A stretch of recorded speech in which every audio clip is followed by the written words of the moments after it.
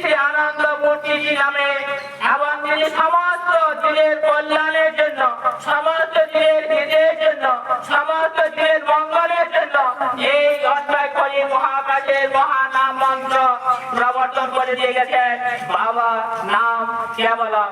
তাই আপনারা যারা আমাকে কিছু বলার জন্য বলেছেন, আমি বলবো যে যারা ইতিহাস জানেন, এই যে সময় সময় যুগে যুগে শতাব্দীর পর শতাব্দী যুগে যুগে কীর্তনের নাম পরিবর্তন হয়ে এসেছে। যারা কীর্তন শাস্ত্র নিয়ে চর্চা করেছেন, কীর্তন সম্বন্ধে আলোচনা করেছেন, কীর্তনের গুণগান করেছেন, সেই সমস্ত ভক্তি যারা প্রচার করে দিয়ে গেছেন, তারা কীর্তনের মহিমা প্রচার করে দিয়ে গেছেন। বিংশ শতাব্দীর মহান ধর্মগুরু শ্রী শ্রী আনন্দ মূর্তিজিও এই কীর্তনের মহিমা প্রচার করে দিয়ে গেছেন। এবং তিনি কীর্তনের ইতিহাস প্রসঙ্গে যদি আমরা বলি যে কীর্তনের ইতিহাস অনেক প্রাচীন।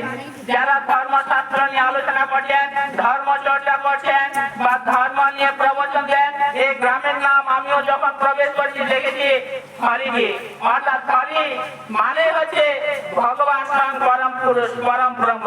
হরতে ইত্রাতে হরি, অর্থাৎ হরতে ইত্রাতে হরি, অর্থাৎ যিনি প্রত্যেক ভক্তের হৃদয়ে সঞ্চিত সারা জীবনের পঞ্জীভূত পাপের পূজা, পাপের বোঝা সংস্কারকে হরণ করে নেয়, তিনি এই হরি।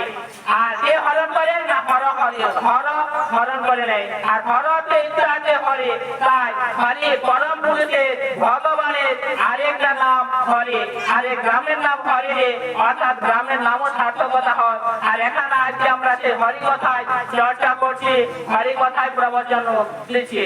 তাই হরি কথা প্রসঙ্গে আমি বলতে গিয়ে বলবো যে এই হরি নাম সংকীর্তন প্রবর্তন করেছিলেন বাংলার রেনেসাঁ যুগে, প্রবর্তন করেছিলেন চৈতন্য মহাপ্রভু। এবং চৈতন্য মহাপ্রভুর আরো যদি পেছনের ইতিহাস আমি দেখি, আমরা দেখবো যে ৭,০০০ বছর আগে, তারও আগের ইতিহাস যদি দেখি, মুনি ঋষিরা বিভিন্ন গুহায়, পাহাড়, পর্বতে নিজের শান্তির জন্য, মনের প্রশান্তির জন্য সাধনা মানে মন্ত্র উচ্চারণ করতেন। ওম ওম ওম, এই ছিল মুনি ঋষিদের সাধনার মন্ত্র। এখনো সমাজে অনেক সংগঠনে, ধর্ম সংগঠনে তাদের শান্তির জন্য বা মনের প্রশান্তির জন্য, আত্মার মুক্তির জন্য বসে ওম ওম ধ্বনি উচ্চারিত হয়।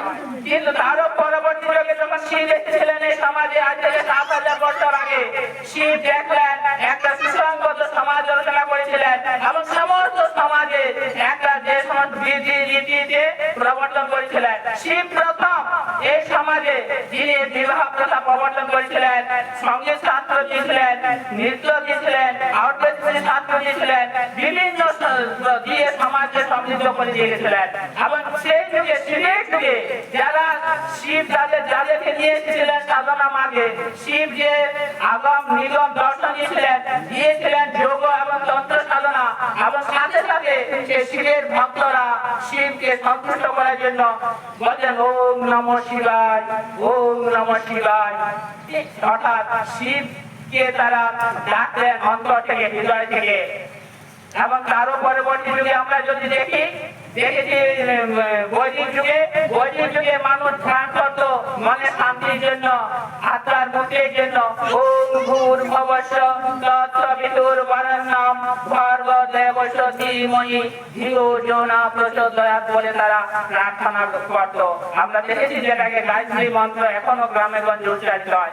কিন্তু পরবর্তী ক্ষেত্রে লর্ড কৃষ্ণ এসেছিলেন, কৃষ্ণ যুগ, তিনি পঞ্চ পাণ্ডবদের আধ্যাত্মিক সাধনায় শিক্ষিত করে এক ধর্মরাজ্য প্রতিষ্ঠা করেছিলেন।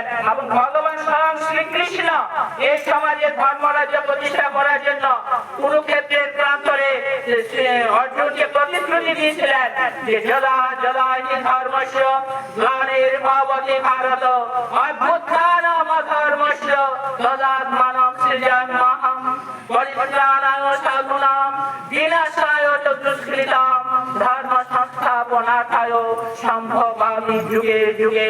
যখন যখন সৎ মানুষেরা, ধার্মিক মানুষেরা সৎভাবে জীবন জীবিকা নির্বাহ করতে ব্যর্থ হবে এবং অধার্মিক মানুষেরা অনৈতিকবাদী মানুষেরা জানাবেলা তাদের অত্যাচার করবে, তখন স্বয়ং পরম ব্রহ্ম এই পাঁচবতী শরীর ধারণ করে আবার ধরার সামনে আবির্ভূত হয়ে সে সাধু মানুষদের সৎ মানুষদের রক্ষা করবেন। এটা ভগবান শ্রীকৃষ্ণ কুরুক্ষেত্রের প্রান্তরে অর্জুনকে প্রতিশ্রুতি দিয়েছিলেন। তাই তিনি আবার এসেছেন এই ধরার সামনে বিংশ শতাব্দীতে শ্রী শ্রী আনন্দ মূর্তিজি নামে। আর আমরা কীর্তনের ইতিহাস বলছিলাম যে আমরা দেখেছি কৃষ্ণের যুগ মানুষ হা কৃষ্ণ করে তারা মুখে চোখে জল ভাসিয়েছে সুদামাকে আমরা দেখেছি কৃষ্ণকে তাদের জীবনে পাওয়ার জন্য। পরবর্তী ক্ষেত্রে যখন কৃষ্ণ চলে গেছেন এসেছেন আরেক মহামানব বুদ্ধ। ভগবান বুদ্ধ যুগ বুদ্ধ সাধনা শিখেছিলেন এবং ওম নমঃ বুদ্ধায় নমঃ, ওম নমঃ বুদ্ধায় নমঃ। তাদের যারা ভক্ত ছিলেন তাদেরকে সে শান্তির বাণী প্রচার করে দিয়েছিলেন। এবং তারও পরে যখন সমাজ ইতিহাস এগিয়ে চলেছে, সাধ্যায়ও ছিল যে এগিয়ে সমাজ এগিয়ে চলেছে, সমাজ থেমে থাকে না। তার সমাজের দ্রুতি গতিতে এগিয়ে চলতে চলতে অনেক মন গতি হ্রাস হয়ে আসে, তার ছন্দ হারিয়ে যায়। তো সে ছন্দ গতিকে আবার দ্রুতি আনার জন্য মহামানবের আসেন। আরেক মহামানব বাংলার বুকে এসেছিলেন এবং ধর্মীয় জগতে কীর্তনের জগতে নবজাগরণ নিয়ে এসেছিলেন নদিয়ার নবদ্বীপের সীমায়। পরবর্তী ক্ষেত্রে তিনি হয়ে গেছিলেন চৈতন্য মহাপ্রভু। এবং সেই কীর্তনের ইতিহাস তিনি যখন কীর্তন দিয়েছিলেন হরি বল বলে কীর্তন দিয়েছিলেন, মানুষকে শান্তির বাণী শুনিয়েছিলেন। এই গ্রামের নাম হরি, ওই হরি বলে শব্দ দিয়েছিলেন। কিন্তু পরবর্তী ক্ষেত্রে তিনি যখন দিয়েছিলেন বৃন্দাবন